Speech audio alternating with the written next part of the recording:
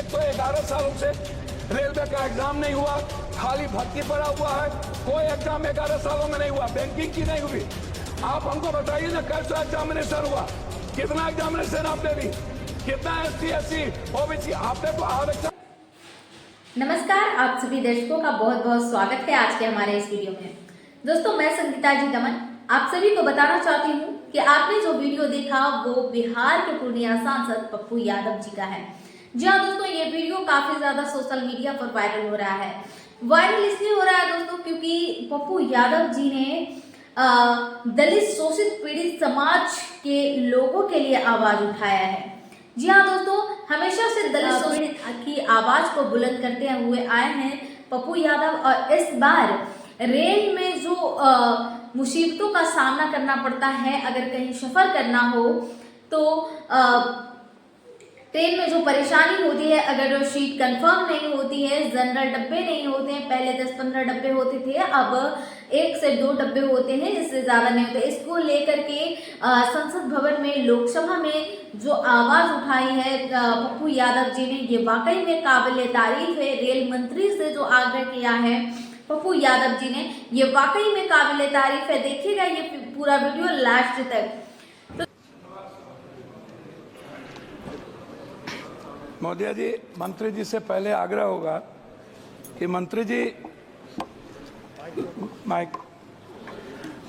पहले तो आप GM और DRM को राजा बना के रखते हैं, MP की कोई वैल्यू नहीं। जब वो क्षेत्र जाते हैं तो वो MP का रेस्पेक्ट नहीं करते, MP को खबर नहीं करते, और उद्घाटन जब कोई रेलवे शुरू होता है तो वहाँ MP का कोई सूद नहीं देता। दूसरा, कंफर्मेशन के लिए आपके ऑफिस में, आपके DRM ऑफिस में दलाल घूमते हैं।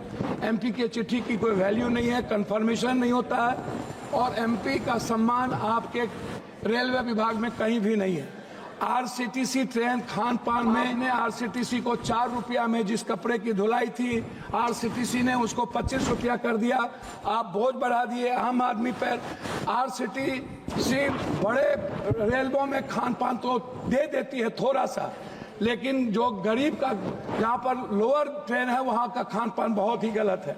दूसरी तरफ आप महिला डिब्बा पर, आम डिब्बों में आप लगभग डिब्बा नहीं है, लगभग आप आम आदमी के लिए कोई डिब्बा नहीं है।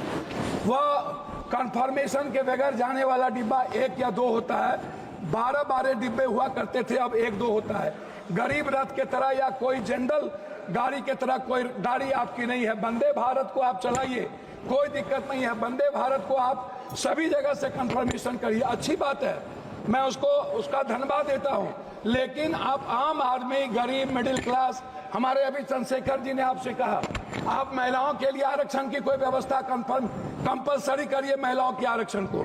और दूसरी तरफ 4 आदमी हम ट्रेन में जा रहे हैं, 2 आदमी का कंफर्म हुआ, 2 आदमी का कंफर्म नहीं हुआ, हम पर आप बोझ डाल देते हैं। उसके बाद हमसे पैसा वसूला जाता है, हमारे परिवार को रोक दिया जाता है, और हम भीतर में कितने पैसे वसूले जाते हैं इसके बारे में मैं नहीं कह सकता हूं।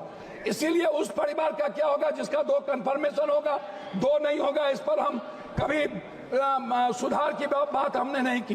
दूसरी चीज, जो ST SC EBC और जो छात्र प्रतियोगिता में जाते हैं, एग्जाम देने जाते हैं बाहर, क्या सरकार की कोई दिलचस्पी? एक तो 11 सालों से रेलवे का एग्जाम नहीं हुआ, खाली भर्ती पड़ा हुआ है, कोई एग्जाम 11 सालों में नहीं हुआ, बैंकिंग की नहीं हुई।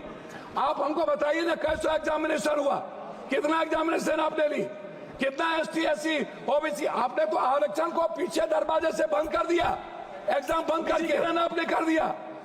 और आपसे मेरा 2-3 आग्रह है, आप हमको एक बात आप बताइए, आप विकलांग के लिए क्या व्यवस्था आप कर रहे हैं? विशेष तौर पर महिलाओं के आरक्षण को कंपलसरी की बात मैंने आपसे कही, महिला सुरक्षा को लेकर के भर्ती की बात, यह सबसे ज्यादा और सबसे इंपॉर्टेंट है। आप विज्ञापन पर खर्च करते हैं, लेकिन आप दूसरों को पैसा देंगे, लेकिन बुजुर्गों के लिए और पत्रकार, जो श्रमजीवी पत्रकार है, आप बड़े मालिक को विज्ञापन देंगे, उसको खरीद लेंगे, लेकिन जो छोटे स्तर के पत्रकार है उसका क्या होगा? मैं मैडम खत्म करता हूं। यात्री भाड़ा और माल भाड़ा बढ़ाने के बाद भी आपका रेलवे घाटे में क्यों है? आपने डबल कर दी, ट्रिपल कर दिया, आपका घाटे में क्यों है? कोसी सीमांचल क्षेत्र में रेलवे कनेक्टिविटी को बढ़ाने पर मैं आपका ध्यान आकृष्ट करूंगा। बनमनकी, जनता चौक, पूर्णिया कोर्ट स्टेशन, गढ़बरेली बाजार, जलालगढ़ बाजार, प्रोफेसर कॉलोनी पर आरओबी बनाने का आपसे आग्रह मैं करता हूं। मध्य रेलवे के अधीन सहरसा में रेल मंडल, समस्तीपुर में आजादी के वक्त कांग्रेस के रीजन में हुई, सहरसा में एक रेल मंडल की स्थापना में आपसे आग्रह करता हूं कि उस जोन में कोसी सीमांचल के बीच, सुपौल के बीच में एक रेल मंडल होना आवश्यक है।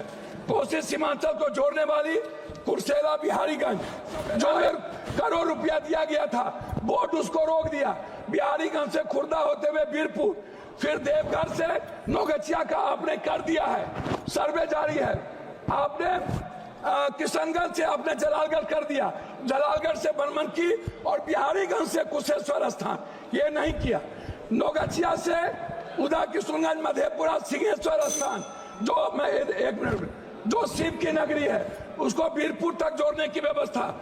एक पूर्णिया कोस्ट स्टेशन में वॉशिंग पीट जो आपने कर दिया है, अभी तक उसका कार्य शुरू नहीं हुआ। कुछ रेलवे को मैं एक आग्रह करना चाहूंगा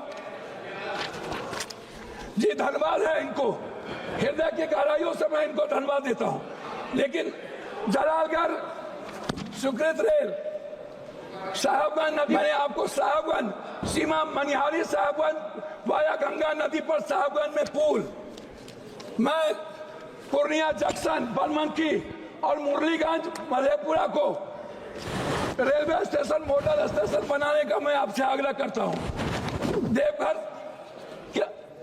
देवघर से रांची रेलवे नहीं है, रांची देवघर से रांची को जोड़ने का मैं आपसे आग्रह करता हूं। जलालगढ़, बनमनकी, बिहारीगंज, कुशेश्वर स्थान होते हुए दरभंगा, आम एक जनरल बोगी 15707, 15708, 15713, 15714, 15909, 15910 को कटिहार से भाया पूर्णिया, बनमनकी, सहरसा चलाया जाए, ये मेरा आपसे आग्रह है। मेरा आग्रह एक बात अंतिम में है आपसे, प्लीज सर, एमपी विपक्ष के भी होते हैं, आप सम्मान करते हैं लेकिन काम नहीं करते। मेरा आग्रह है, हाथ जोड़ के सम्मान कम करिए, क्षेत्र का काम कर दीजिए, और कुर्सेला टू बिहारीगंज 192 करोड़ रुपया मेरा रिलीज कर दीजिए, यही मैं आपसे आग्रह करता हूं।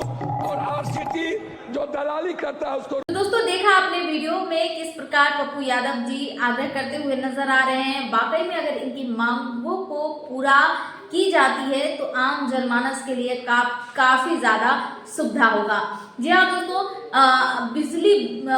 बिजली में काफी ज्यादा लोगों को मुसीबतों का सामना करना पड़ता है। अगर बिजली चलिए, गांव में काफी ज्यादा इस वक्त सिचुएशन खराब है और बिजली की काफी ज्यादा समस्याएं हैं। इस पर भी लोकसभा में पप्पू यादव जी ने आवाज उठाने का काम किया है। दोस्तों, पप्पू यादव निर्दलीय सांसद है, किसी भी राजनीतिक दल से सांसद नहीं है, लेकिन निर्दलीय उन्होंने चुनाव जीता है पूर्णिया से और वो सांसद है। दोस्तों, वो हमेशा से SC ST OBC के आवाज को प्रखरता से उठाते हैं और संसद में अगर उनकी आवाजों को, अगर उनकी मांगों को पूरा कर दी जाती है तो आम जनमानस के लिए काफी ज्यादा सुविधा होगा, काफी ज्यादा उनकी हालत में सुधार हो सकती है। फिलहाल इस पर दोस्तों आपका क्या कुछ कहना है? क्या वाकई में पप्पू यादव की मांगों को पूरा कर देना चाहिए? जो पप्पू यादव की मांगे हैं उन्हें स्वीकार कर लेना चाहिए? आपकी क्या राय बनती है हमें कमेंट सेक्शन में जरूर बताएं। फिलहाल इस वीडियो पर आपका क्या कुछ कहना है? अपनी प्रतिक्रिया, अपनी राय हमें कमेंट बॉक्स में लिखकर जरूर बताएं। दोस्तों, मिलेंगे नेक्स्ट वीडियो के साथ। फिलहाल इजाजत चाहूंगी। नमस्कार, जय भारत, जय संविधान।